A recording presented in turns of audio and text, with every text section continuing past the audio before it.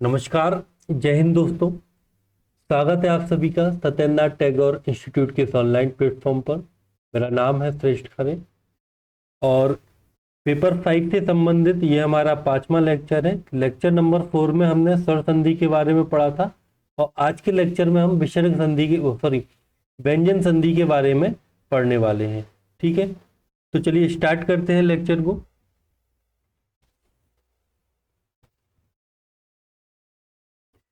तो हमें पढ़ना है व्यंजन संधि के बारे में। व्यंजन संधि क्या होती है? व्यंजन संधि, तो देखो व्यंजन संधि की परिभाषा क्या होती है कि जब किसी व्यंजन वर्ण का मेल किसी स्वर से अथवा व्यंजन से होता है तो उसे व्यंजन संधि कहते हैं। ठीक है, परिभाषा क्या होती है, परिभाषा लिख लीजिए आप लोग। ठीक है, नोट साथ साथ बनाते जाए मेरे। परिभाषा लिखें कि जब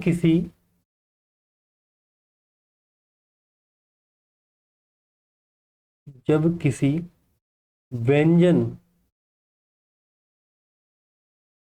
वर्ण का मेल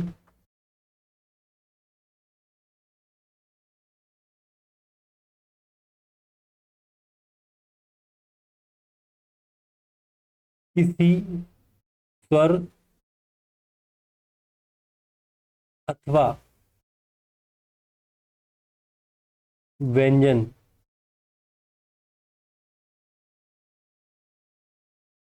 से होता है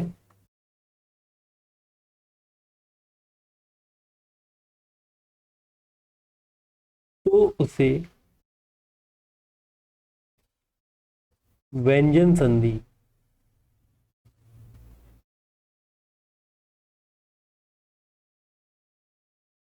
कहा जाता है।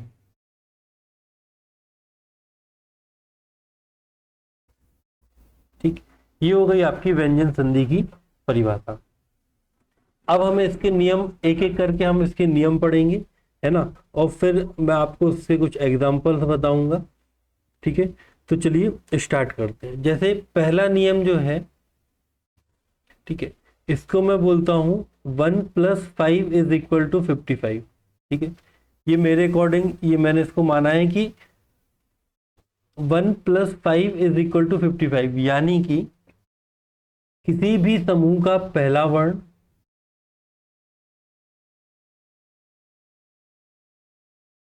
किसी भी समूह का पांचवा वर्ण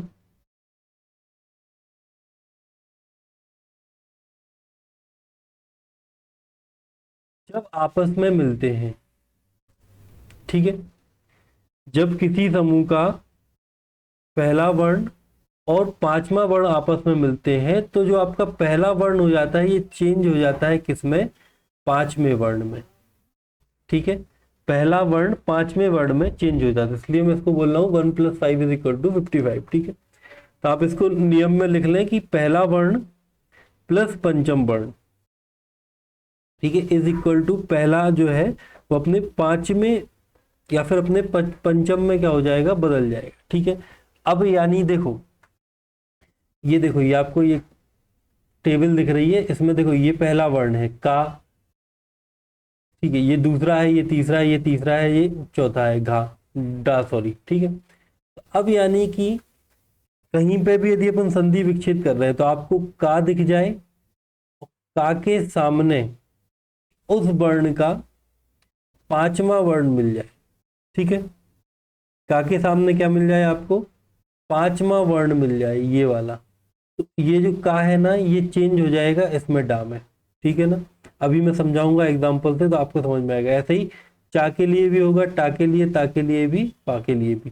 पा मा में चेंज हो जाएगा, ता जो है वो ना में चेंज हो जाएगा, टा जो है वो ड़ा में हो जाएगा, है ना, चा जो है वो अइया में हो जाएगा। ठीक है, तो ये समझ में आया आपको। अब आप इसको डिटेल में लिख लें इस नियम को कि पहला वर्ण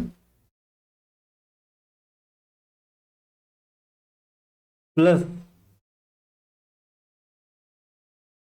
पंचम वर्ण = पहला वर्ण अपने समूह के पंचम वर्ण में बदल जाएगा। ठीक, ये हो गया आपका पहला नियम। अब इसके हम कुछ एग्जांपल्स देखते हैं, ठीक है। चलो, जैसे मैं आपसे बोलूं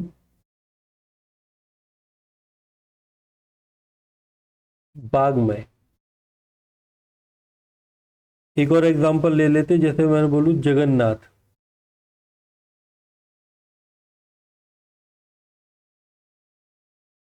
एक आध और लिख लो, जैसे चिन्मय,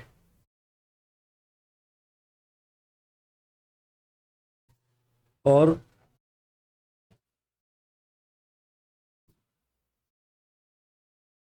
उन्नति।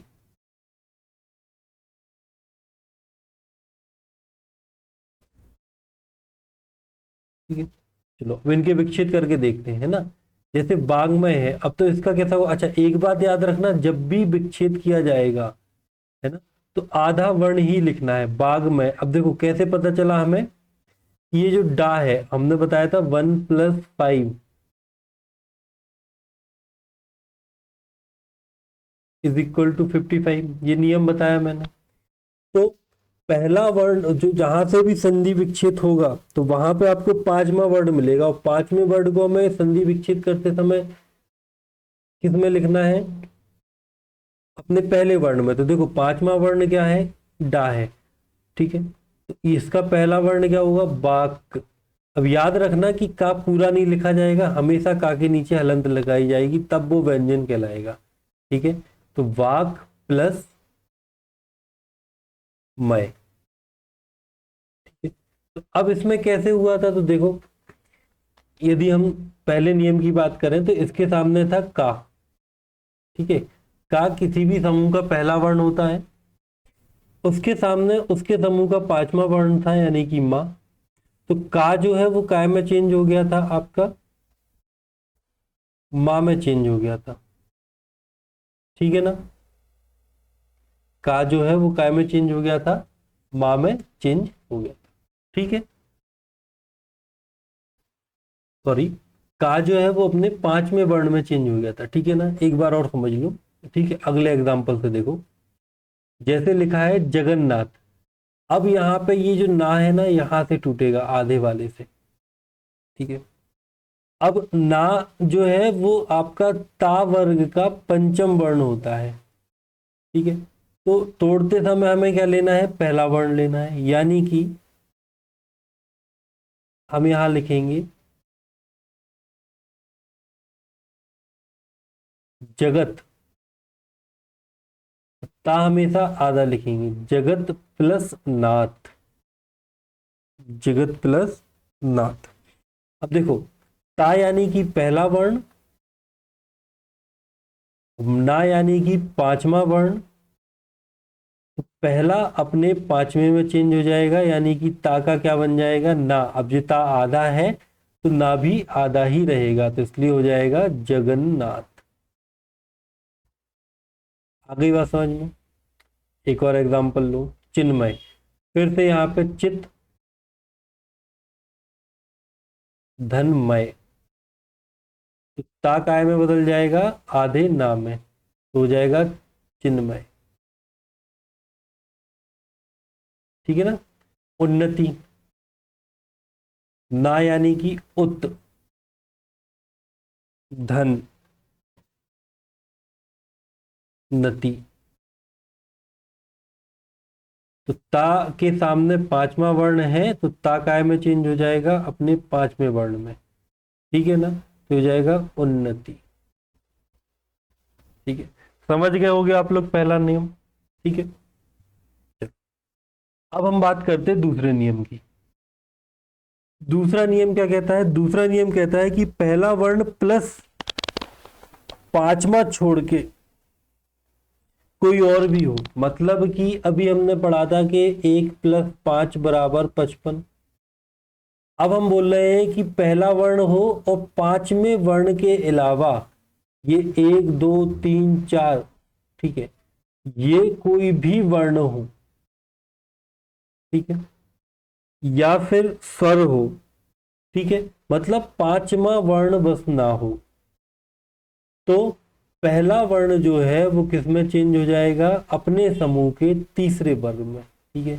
आपको ये तालिका याद रखनी पड़ेगी और बार बार इसके एग्जाम्पल लगाने पड़ेंगे, ठीक है ना। एक बार और समझो,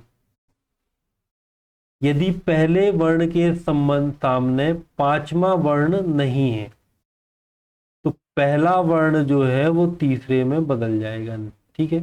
मतलब उसके सामने का, खा, गा, घा, चा, छा, जा, झा, टा, ठा, डा, ढा, ता, था, दा, धा, पा, फा, बा, भा, है ना, ये सारे वर्ण हैं, ये वर्ण बस नहीं होने चाहिए, तो वो अपने काय में बदल, या फिर आज स्वर भी हो तो भी चलेगा, तो अपने तीसरे में बदल जाएगा, ठीक है ना।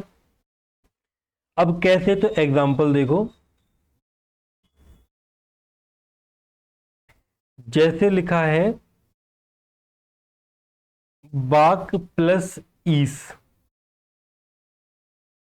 अब का कैसा वर्ण है, पहला वर्ण है, ठीक है, और ई क्या है, स्वर है, लेकिन ये पांचवा वर्ण नहीं है ना, तो का जो है वो अपने समूह के तीसरे वर्ग में यानी कि गा में बदल जाएगा, तो वा, गा, आधा, और प्लस ई और सा, और ई की मात्रा लग जाएगी, तो ये हो जाएगा बागीस। समझे बात को। एक और एग्जांपल देखो, जैसे सत प्लस भावना, ठीक, तो देखो ता कौन सा वर्ण है, पहला वर्ण है, भा कौन सा बंध है, तो वो चौथा है, लेकिन वो पांचवा नहीं है, तो पहले के सामने पांचवा नहीं आया, तो पहला जो है वो किस में बदलेगा, अपने तीसरे में, तो ता का तीसरा क्या होगा, ता वर्ग का दा। एक मिनट, हाँ, तो ता का तीसरा वर्ण क्या हो जाएगा आपका, दा, तो ये हो जाएगा सद भावना, ठीक है, क्या हो जाएगा ये, शद भावना। अब यहाँ पे हलंत लगेगा, क्यों, क्योंकि दा को पूरा होने के लिए कोई स्वर तो मिला ही नहीं, तो अपने आधा ही रहेगा। आई बात समझ में। और एग्जांपल ले लो, एक आज ये नोट कर लिया, इसको हटाते हैं।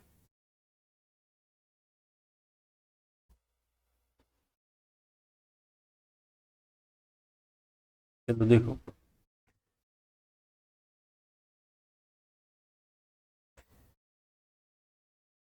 एक अपन ले लेते हैं, सत्ता, सत प्लस आनंद, ठीक है ना। अब देखो, ता के सामने पांचवा वर्ण छोड़ के कोई भी है, तो ता किस में बदलेगा, अपने तीसरे में यानी कि दा में, ठीक है। अब दा आधा है लेकिन उसके साथ आ मिल जाएगा, तो दा कैसा हो जाएगा, बड़ा, यानी कि सदानंद। समझे बात को। इस प्रकार से आपको ये दूसरा नियम है, ठीक है, तो दो नियम हो गए। अब हम बात करते हैं तीसरा नियम। तो तीसरा नियम जो है वो आपका है मां संबंधी नियम, इसको हम बोलते हैं मां संबंधी, ठीक है। मुझे नहीं पता कि कहाँ कैसा क्या दिया गया है, लेकिन मैंने अपने हिसाब से इनको लिखा हुआ है, ठीक है ना। सारे नियम सही हैं, इन्हीं नियम के तहत क्या होती है, जो व्यंजन संधि है वो की जाती है, ठीक है। मां संबंधी पहला नियम लिखें आप। पहला नियम कहता है कि यदि मां के सामने व्यंजन है, तो मां का अनुस्वार लगता है, ठीक। दूसरा नियम कहता है इसका कि मां के सामने यदि क्या है, पंचम वर्ण है,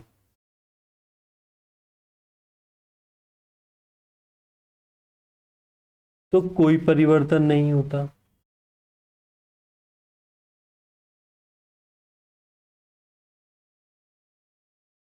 और तीसरा नियम कहता है कि यदि मां के सामने स्वर है, तो स्वर की जो है वो मात्रा लग जाएगी। ठीक है, ये 3 नियम है। अब इन तीनों नियम से संबंधित अपन एक एक क्वेश्चन देख लेते हैं। ठीक है, जैसे मैं आपसे बोलूं सम प्लस आस, तो माँ के सामने क्या है, स्वर है। अब स्वर है तो क्या लगेगा, मात्रा किसकी, स्वर की। तो माँ पे आ की मात्रा यानी कि समास। ठीक है, जैसे एक आध और एग्जांपल ले लो, सम प्लस आचार्य। माँ के सामने कौन सा है, स्वर है, तो स्वर की मात्रा यानी कि समाचार। आई बात समझ में। ठीक है, पहले नियम के एग्जांपल। अब दूसरे नियम के एग्जांपल देखो। माँ के सामने कौन सा वर्ण होना चाहिए, आपका पंचम वर्ण होना चाहिए। ठीक है, देखो जैसे सम प्लस मेलन, तो माँ जो है उसके सामने उसका पंचम वर्ण है ना, या फिर किसी भी समूह का पंचम वर्ण होना चाहिए। तो पंचम वर्ण क्या है, माँ है। तो अब यहाँ पे कोई चेंज नहीं हुआ, तो इसलिए इसको माँ को आधा ही लिखेंगे और मेलन को जोकर से लिख देंगे, तो हो गया सम्मेलन। समझ रहे हैं बात को आप लोग, है ना। अभी पहले सारे नियम समझा रहा मैं, फिर मैं आपको इनकी पहचान भी लिखवा दूंगा। ठीक है ना, तो आप पहचान सकते हैं। ठीक है, जैसे एक और होता है आपका सम प्लस मुख, तो ये हो जाएगा आपका सम मुख। ठीक है ना, तो ये आपके दूसरे नियम के एग्जाम्पल हो गए। फिर हम बात करते हैं तीसरे नियम की। ये ना तो नियम आपसे लिखने को आएंगे ना कुछ, आपको केवल इनको याद रखना है और इनके आधार पर ही आपको क्या करना है, संधि विच्छेद करना है और संधि की पहचान करना। ठीक है, तो अब इनको याद करने का सबसे सही तरीका क्या है कि एक चार्ट में एक चार्ट लें, मतलब एक पेज लें, उसमें सारे नियम लिखें और फिर उठाएं क्वेश्चन। ठीक है, तो सारे क्वेश्चन लगाएं, नियम अपने आप ही आपको याद हो जाएंगे। जितने ज्यादा आप क्वेश्चन लगाएंगे आपको उतना ज्यादा कॉन्फिडेंस आएगा। ठीक है, नहीं आता है समझ में तो आपके पास नंबर है ही मेरा, मुझे फोन करें। ठीक है, इस नंबर पर। अब हम बात करते हैं ता संबंधी नियम की। ठीक है, किसकी,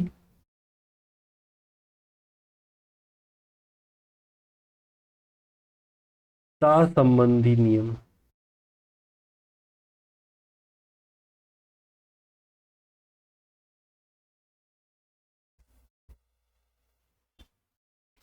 क्या कहता है आपका ता संबंधी नियम,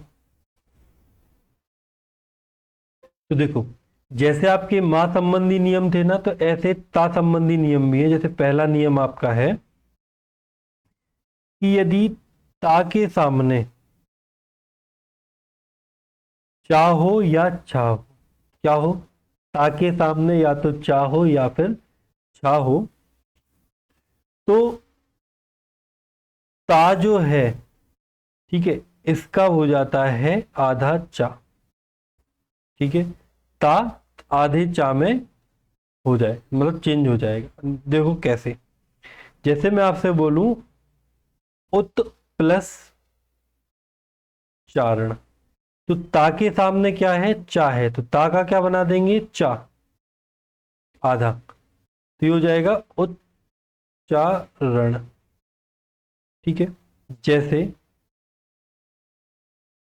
सत प्लस छाया, तो ता के सामने क्या है, छा है, ता के सामने छा यानी ता का क्या बन जाएगा, चा, तो ये हो जाएगा सच छाया।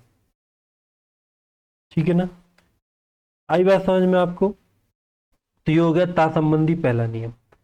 फिर दूसरा नियम देखो, दूसरा नियम कहता है कि ता के सामने या तो जा है या फिर झा है, तो ता का क्या हो जाएगा, आधा जा हो जाएगा।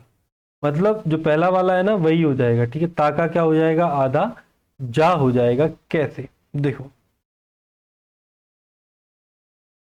सत प्लस जन, ता के सामने क्या है, जा है, तो ता काय में बदलेगा, आधे जा में, तो हो जाएगा सज्जन, ठीक है ना। और एग्जांपल देखते अपन,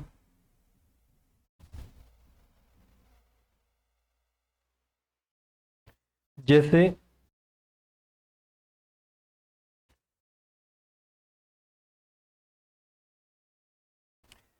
सत प्लस झरणी, तो ता के सामने क्या है, झा है, तो ता क्या हो जाएगा, आधे जा में बदल जाएगा, ये हो जाएगा सज्जरणी, ठीक है। आ गई बात समझ में, दूसरा नियम भी आ गया। तीसरा नियम देखते हैं अपन ता से संबंधित।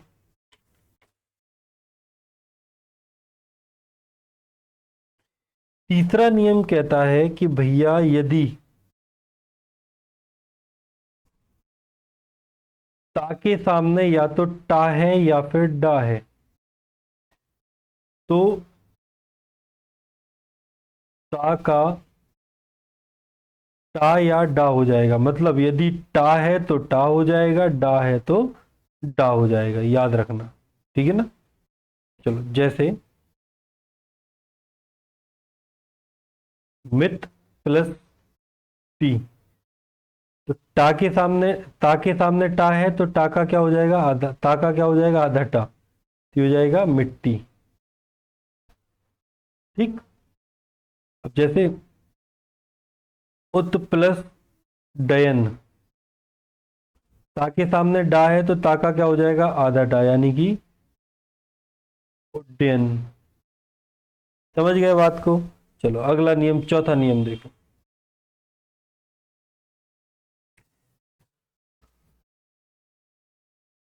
चौथा नियम कहता है कि यदि ता के सामने ला है तो ता का ला हो जाएगा, जो है वही में चेंज हो जाएगा, ठीक है, इतना याद रखो, ठीक है ना। जो है उसी में ही चेंज हो जाएगा वो ता।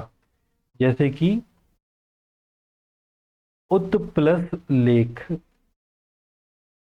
ता के सामने ला तो ता काय में बदल जाएगा, आधे ला में हो जाएगा उल्लेख।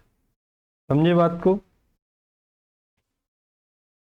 उत प्लस लास हो जाएगा उल्लास, ठीक है ना। चलिए अब हम बात करते हैं पांचवें नियम की, ता संबंधी। बहुत सारे नियम है भैया, ठीक है, एक एक करके अपन पढ़ेंगे इनको, मतलब लास्ट ही है ये नियम, लास्ट चल रहा है। तो देखो, ता संबंधी नियम में अपन पढ़ेंगे ता के सामने अगला जो है वो है शा। शा कौन सा, शक्कर वाला शा। तो यहां पे देखो दो ट्विस्ट है। ता के सामने यदि शा है तो ता का तो होना है भैया आधा चा, और शा का होगा क्या, छा, ठीक है। सा जो है वो छा में बदलेगा। ता के सामने यदि शा शक्कर वाला सा है तो ता बदलेगा आधे चा में, शा बदलेगा छा में। जैसे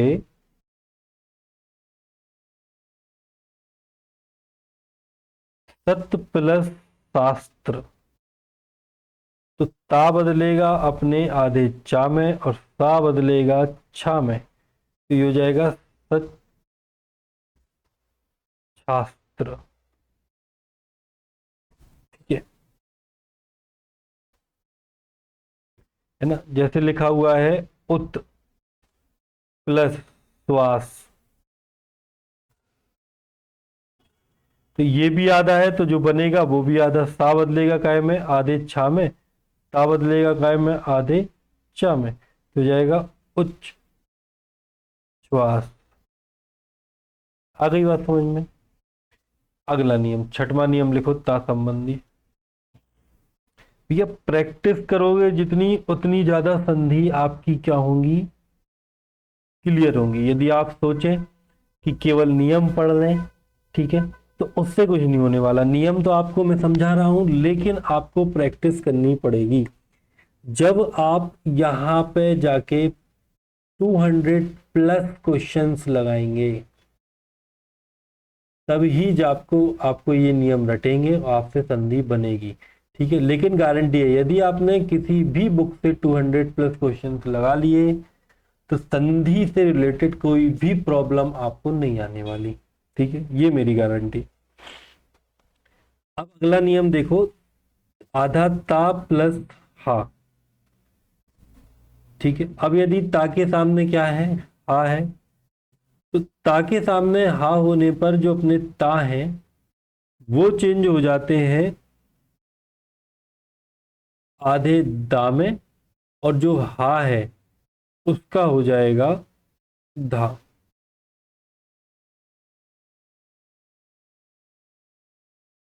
ठीक है। कैसे, तो देखो,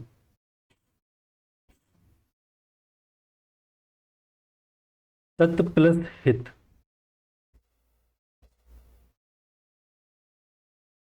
ता के सामने क्या है, हा है, तो ता बदलेगा दा में आधे, और हा जो है वो बदलेगा धा में। तो ये हो गया तद्धित, तद्धित। एक आध और एग्जांपल देख लो, जैसे लिखा है उत प्लस हित, तो ता बदलेगा काय में, आधे दा में। हा बदलेगा धी में, तो उद्धित। समझ गए ये नियम भी? चलो अगला नियम देखो,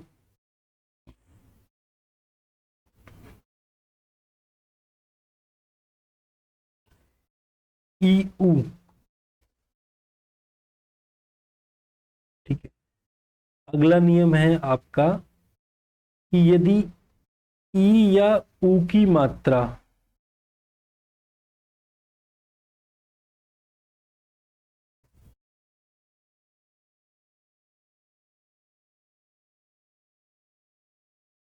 प्लस शा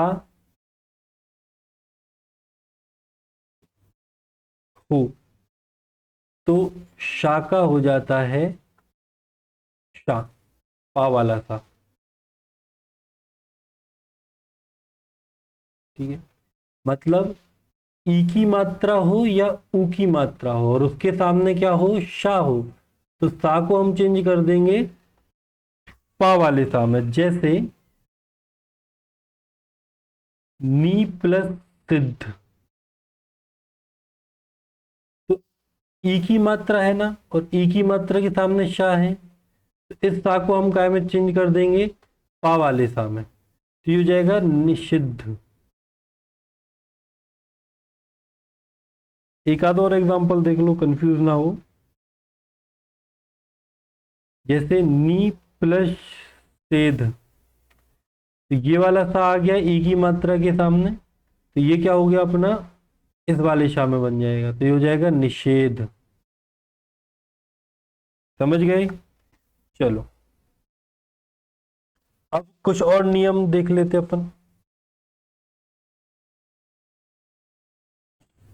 अच्छा रुको एक मिनट, चलो अगला नियम देखते। अगला नियम जो है पांचवा नियम है शायद, वो बोलता है कि भैया यदि शाह है और इसके सामने ता है या टा है, मतलब इसके सामने यदि ता है, ठीक है,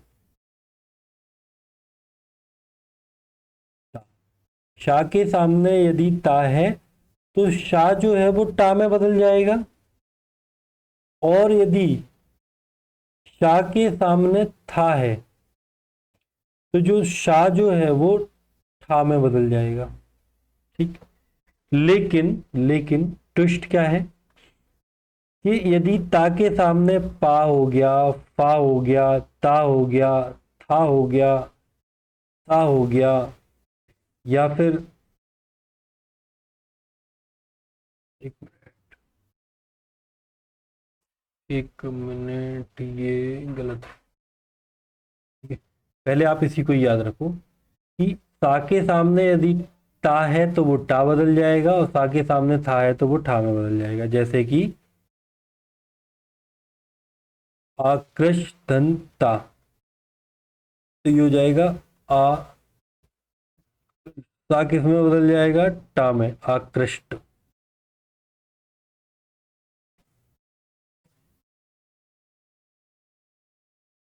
प्रसधन था, तो ये जो सा है, ठीक है, ये तो ठीक है।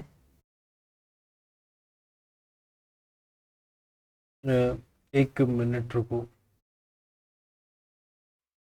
सॉरी, ये बदलने वाले नहीं थे इसमें, ये मतलब था इसका कि सा प्लस ता जब मिलेंगे संधि में तो टा बनेगा, और सा प्लस था मिलेंगे तो ठा बनेगा। तो अब जैसे देखो, सा प्लस था मिल रहे हैं, तो यहाँ पे बनेगा पृष्ठ।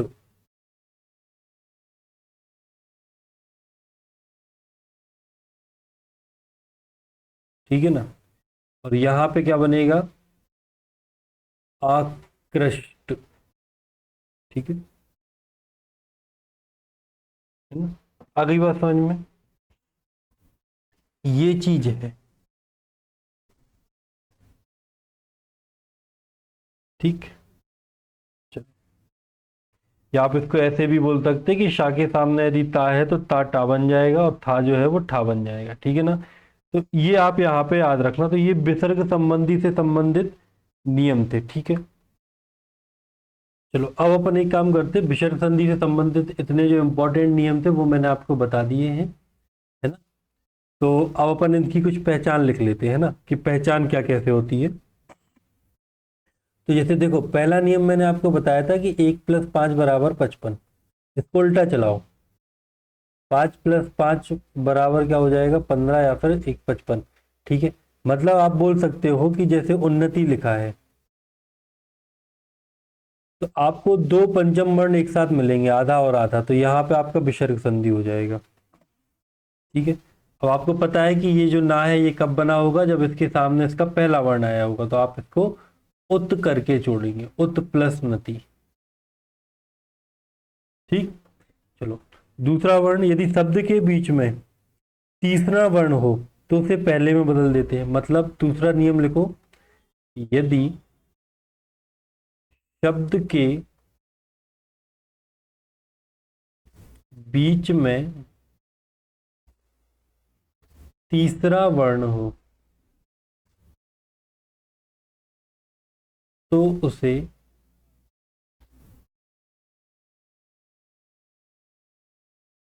पहले में बदल देते हैं।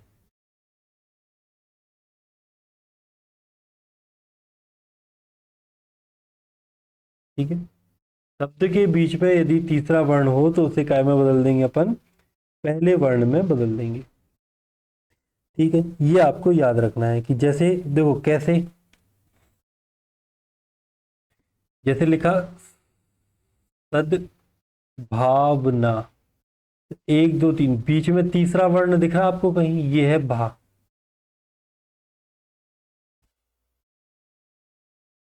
देखो ये है भा, एक मिनट, सॉरी, भा नहीं, ये जो दा है ना, मतलब कि जहां से संधि का विच्छेद होना है वहां पे आपको तीसरा वर्ण होना चाहिए। इसको संधि विच्छेद करते समय किस में बदल देंगे, इसको बदल देंगे पहले वर्ण में, यानी कि सत प्लस भावना लिख देंगे। ठीक है, जैसे एक आध और देख लो, जैसे कि बोला अपन ने तदुत्कार। ठीक है, तो ये कैसे होगा, तो ये दा जो है ये आपका तीसरा वर्ण है, तीसरा वर्ण जो है वो अपने पहले वर्ण में जाएगा, यानी कि होगा तत्। और याद रखना व्यंजन संधि में जब भी आप विच्छेद करेंगे तो ये हलंत लगाना ना भूलें, कभी भी पूरा ता ऐसे ना लिखें, गलत हो जाएगा, नंबर कटिए। ठीक है, प्लस उपकार। ठीक है, तो हो गया आपका तदुपकार। ठीक है, ये हो गया दूसरा नियम पहचान का।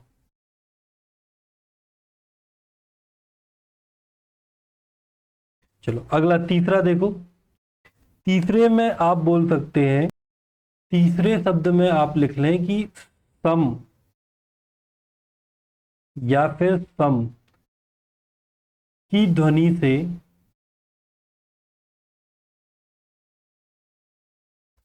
प्रारंभ होने वाले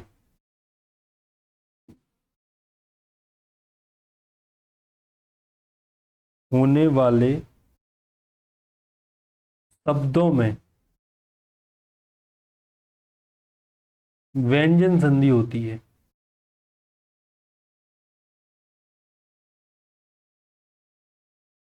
ठीक, जैसे समीक्षा, सम, संविधान, सम, समास, सम, है ना।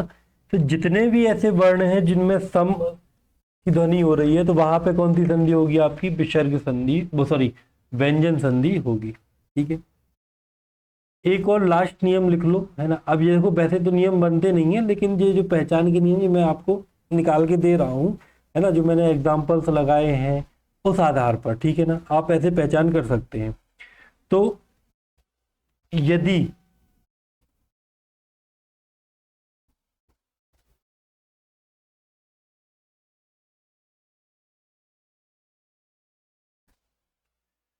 शब्द के मध्य में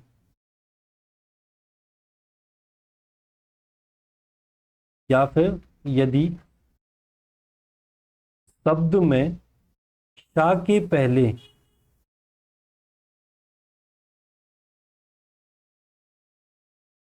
शा के पहले वर्ण पर ई या उ की मात्रा है, तो शा हो जाता है और वहां पे व्यंजन संधि होती है। जैसे कि अभिषेक। ठीक है, तो ये जो सा है, इसके पहले वर्ण में ई की मात्रा है, तो यहाँ पे व्यंजन संधि ही होनी है। जैसे कि आप लिख लें इसको अभी प्लस सेक, ये जो सा है ये इसमें चेंज हो जाता है सा। ठीक है, नियम देखना, नियम में मैंने बताया था अभी। जैसे कि विषाद, ता के पहले ई की मात्रा है, तो ये हो जाएगा आपका विधनषाद। ठीक है ना, तो ये आपकी थी व्यंजन संधि और उससे संबंधित नियम और क्या कहलाते, पहचान। ठीक है ना, तो आज का लेक्चर हमारा व्यंजन संधि से रिलेटेड था, इसके बारे में हमने पढ़ा। अब कल या परसों आपको एक और लेक्चर मिलेगा जिसमें आपको विसर्ग संधि के बारे में पढ़ा जाएगा, और इसी के साथ आपका ये जो है खत्म हो जाएगा संधि वाला। ठीक है, फिर हम कुछ क्वेश्चन भी कर लेंगे, है ना, और कुछ मैं आपको प्रैक्टिस के लिए भी दे दूंगा। ठीक है ना, चलिए, तो आज के लेक्चर में इतना ही। जब तक के लिए जय हिंद, जय